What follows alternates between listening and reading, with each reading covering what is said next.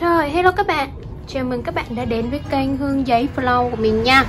Hôm nay thì mình sẽ hướng dẫn cho các bạn cách làm một cái bó bông như thế này đây. Hoa này là hoa xoắn từ giấy nhún Ý nha.